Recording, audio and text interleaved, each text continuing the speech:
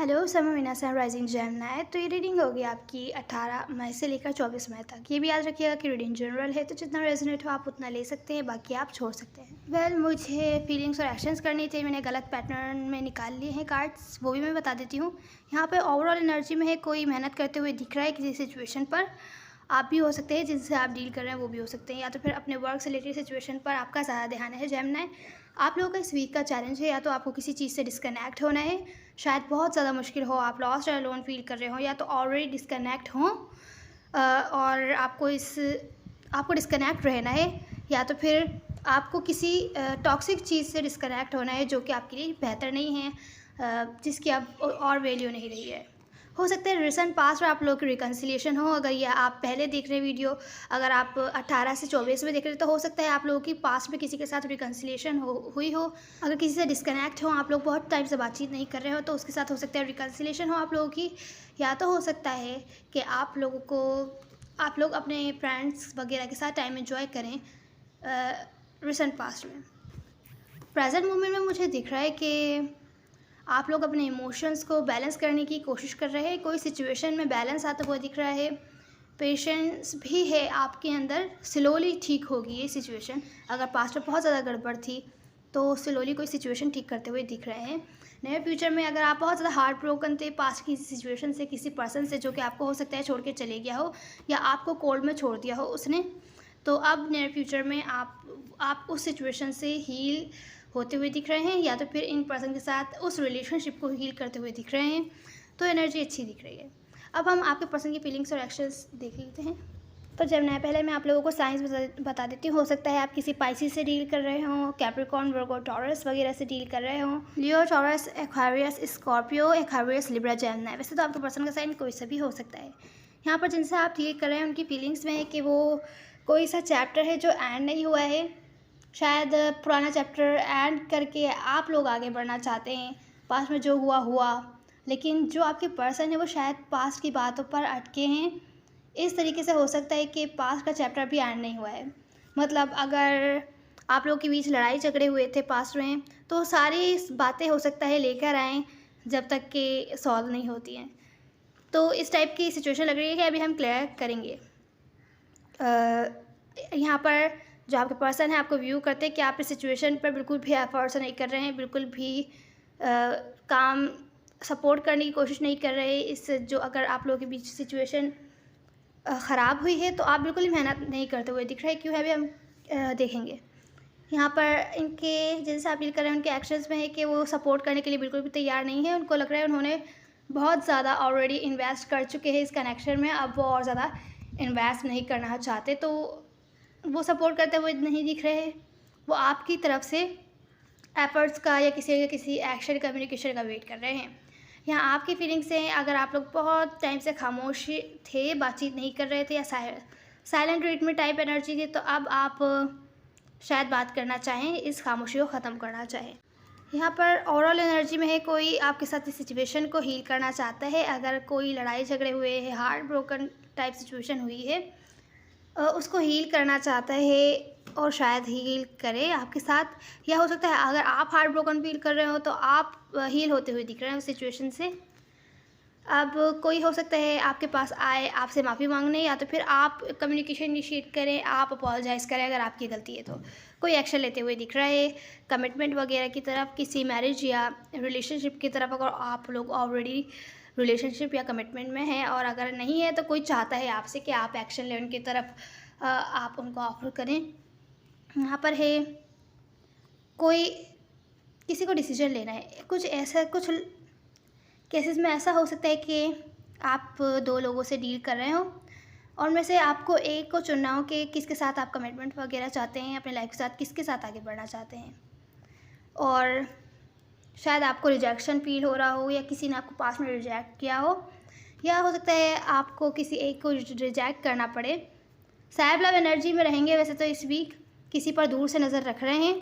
कोई ऐसा पर्सन जिनके साथ आप लोग का ब्रेकअप हुआ है 3 महीनों से, 3 हफ्तों से या 3 दिनों से बातचीत नहीं हो रही है आप लोगों की, वो अभी भी इस कनेक्शन पर होल्ड ऑन किए हुए हैं, कोई एक्शन नहीं ले रहे हैं, पर दूर से नज़र रखे हुए हैं, आपका वेट कर रहे हैं।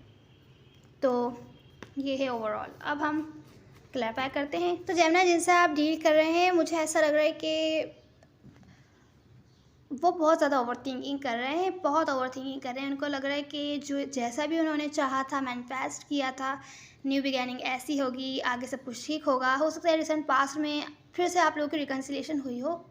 ऑन एंड ऑफ टाइप का कनेक्शन है, तो लड़ाई झगड़े होते हैं, फिर आप लोग वापस ठीक हो जाते हैं, वापस आ जाते हैं, न्यू बिगिनिंग करते हैं, फिर से लड़ाई झगड़े हो जाते हैं। अगर इस टाइप की सिचुएशन है, तो पास्ट में हो सकता है इन्होंने न्यू बिगिनिंग की हो, तो ये वैसी नहीं हो पाई न्यू बिगिनिंग जैसा कि एक्सपेक्ट कर रहे थे कि ऐसी होगी जैसी इन्होंने मैनिफेस्ट की थी।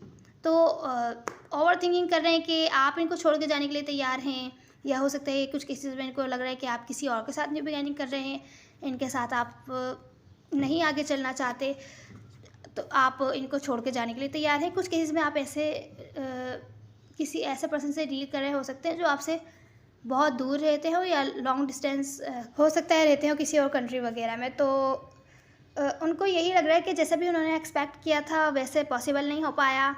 बहुत ज़्यादा ओवर थिंकिंग कर रहे हैं पास्ट की सिचुएशंस को लेकर कि शायद अब न्यू बिगिनिंग पॉसिबल नहीं होगी जब तक कि पास्ट की सिचुएशन सॉल्व नहीं होती।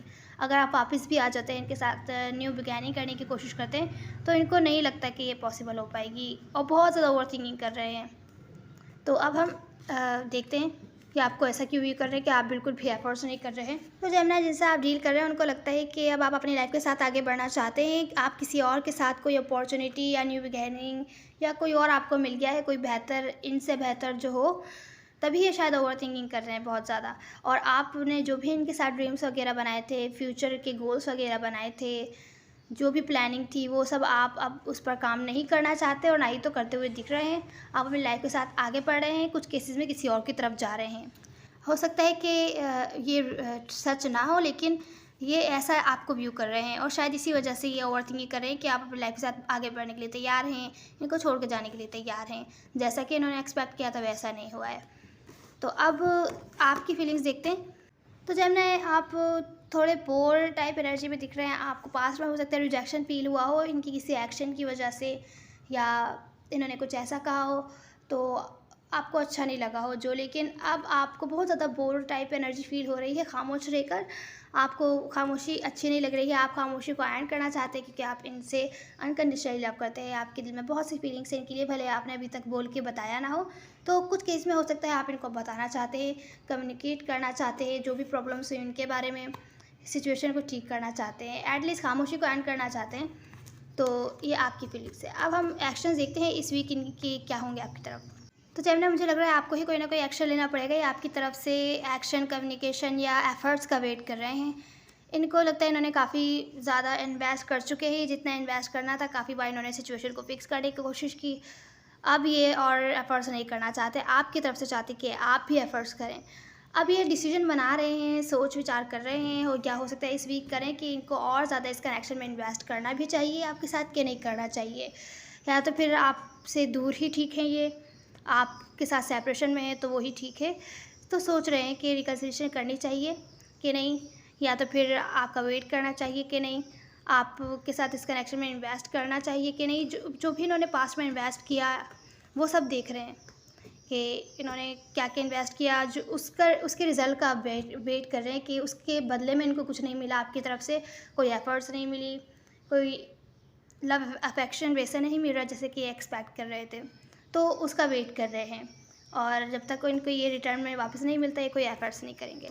अब आपकी एडवाइस देख लेते हैं। तो जेमिनी आपकी एडवाइस ये है, अगर आप इस कनेक्शन पर, इन पर्सन पर अभी भी होल्ड ऑन किए हुए हैं, तो आपको क्लियर होना है कि आप क्या चाहते हैं, आपकी इंटेंशंस क्या हैं इनकी तरफ। ये शायद इसी वजह से अनस्टेबल है ये कनेक्शन, क्योंकि आप क्लियर नहीं है कि आप क्या चाहते हैं इन पर्सन से या रिलेशनशिप से, जो भी इनके साथ है कनेक्शन। जब आप क्लियर हो जाएंगे तो फिर आप कोई ना कोई डिसीजन अच्छे से ले पाएंगे, और सोच समझ पाएंगे, मैच्योरिटी के साथ डिसीजन ले पाएंगे कि आपको क्या करना है। तो यहाँ पर जो आपकी एडवाइस है वो सोचिए, देखिए कि क्यों आप इस कनेक्शन पर अभी भी होल्ड ऑन किए हुए हैं, जबकि आप क्लियर नहीं हैं अपनी इंटेंशंस के बारे में कि आप इनसे क्या चाहते हैं। तो पहले क्लियर हो जाइए कि आप क्या चाहते हैं, ये आपको जानना है, नहीं तो ये सिचुएशन जो भी है ये रुकी रहेगी, और ये हमेशा इस पर गड़बड़ ही आती रहेगी। अगर आप इसको स्टेबिलिटी की तरफ लेकर जाना चाहते हैं, तो स्टेप लेने से पहले आपको क्लियर होना पड़ेगा कि आप चाहते क्या हैं। तो ये है आपकी रीडिंग। उम्मीद है आपको कहीं ना कहीं हेल्प मिली होगी। मैटर पे मैटर नहीं करते, सब एनर्जीज होती है ना। See you in the next one. God bless you.